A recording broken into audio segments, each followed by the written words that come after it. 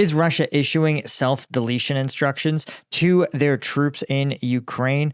Just why would Russia have an incentive to tell their troops to send themselves off of this mortal coil? I'm Paul, U.S. Army combat veteran. Let's talk about another grim tactic from the Russians. Okay, so this is actually coming to us from Reddit, which it is unconfirmed. And there is debate even within the comments of whether this document is actually a Russian-issued document or if it is Ukrainian propaganda sort of propagating to demoralize Russian forces. But there's a couple of reasons that I tilt towards its authenticity, right? But let's talk about what exactly it says. You can see here there's pictures depicting a square highlighting just above the eye around the temple, a highlighting under the jaw, and a highlight right between the eyes just above it. There's also, of course, some kind of image showing a soldier silhouette and then a second silhouette with an object right under the chin. And when we look at the translation here from Google Translate, it says, "Keep honor to the end" is the headline. And it says, "To ensure instant DEATH, aim for critical parts of the head, temple. Aiming at this side of the skull will guarantee instant loss of consciousness and the detailed outcome. Chin, lower jaw. A shot in this direction with an upward angle allows the object from your rifle to pass through the main centers of the brain." Then it says central lobba, direct shot, provides immediate neutralization of vital functions. Then it adds, important, stay calm and confidently pull the trigger. If you don't have a weapon, you can use a grenade to eliminate. Place the grenade as close to your body as possible. The ideal place is to press it to your chest, in the heart, or place it under your chin. Pull the pin, hold the grenade tightly to ensure the explosion is close to the body. Then it adds, you are a great warrior of Russia. Your honor is in your loyalty to the end. Now, that's pretty grisly if true, but the question you really got to ask yourself is, why on earth would Russia do this? Well, there's several sort of cold, calculated reasons for this. But one of the things I do want to point out is that if you're interested, is this really a practice among Russian forces? The answer is, unfortunately, yes.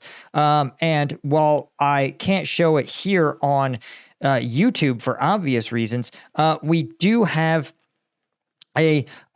some evidence of it on combatvetnews.com. This is my version of Patreon, where twice a week I find the uncensored combat footage from across the front lines, and we do a deep dive analysis. In fact, this week is exceptional because this is the first week that actually some of the units I made contact with in my trip to Ukraine have passed along some of their drone footage. So this is stuff that's not publicly available anywhere else, right? And we do a breakdown of exactly what's going on the front line. So if you want to get access to that, plus support the channel, right? You know I don't get that many sponsors. This video is obviously going to be demonetized. A lot of my videos are demonetized.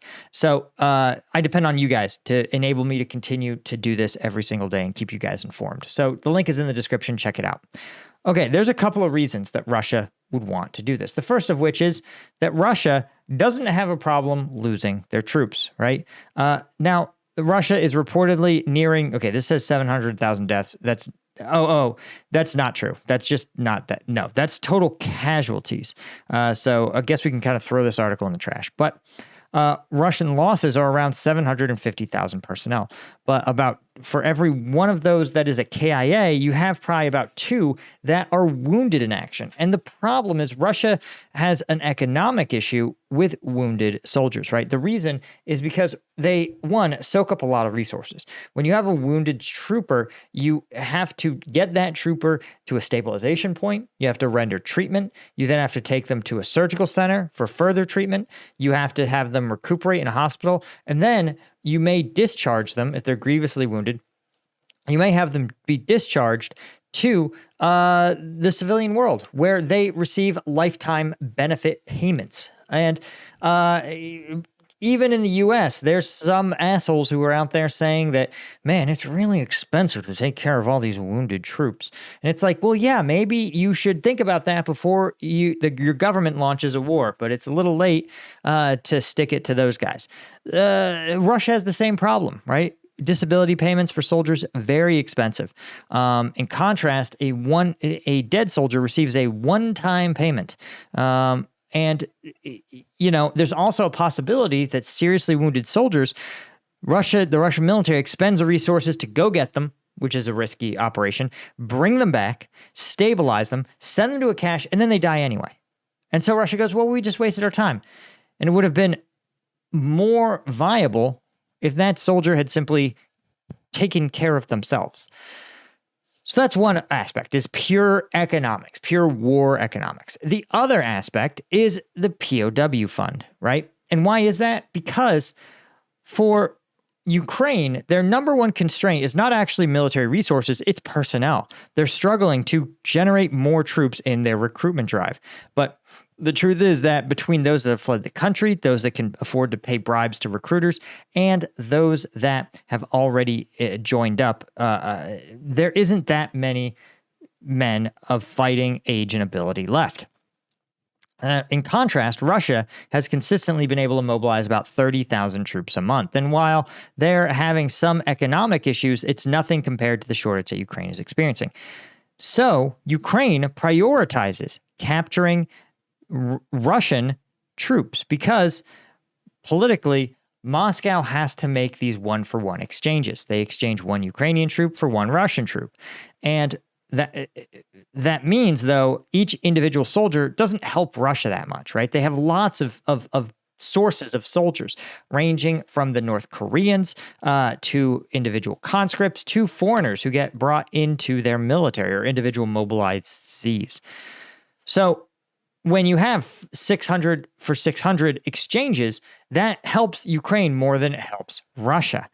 But again, Putin can't be seen as allowing his POWs to languish.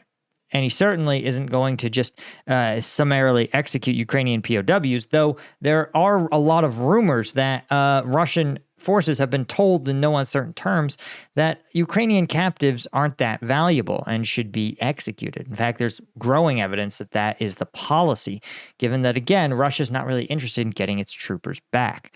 And so in order to avoid capture, it's likely important for Russia to put out grisly instructions like this stuff.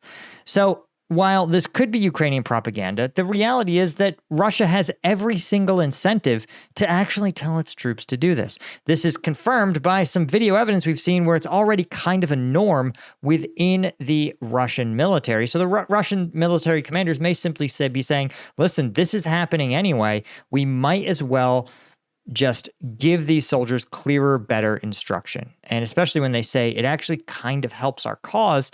Well, remember, these soldiers receive huge death payouts by their region's standards. So they actually have an incentive. When they sign up, they in a lot of cases seem to have a level of understanding that there isn't going to be a return. They're not going to come back alive, but their families will receive.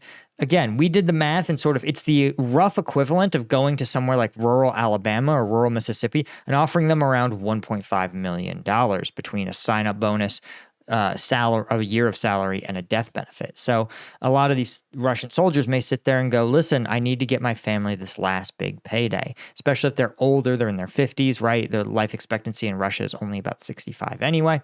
And it's probably even lower in rural regions with a high level of poverty. So grisly stuff. Anyway, thank you guys to Bill Collier, Robert Colburn, Gaius Marning, and Gina Cuesta, Chris Gorsuch, Francis Karis, L90, Petra Toro, all of our lieutenant tier members. I hope you guys enjoy today's video. Again, courtesy of the boys from the Liut Brigade, and I will see you guys in the next one. Cheers.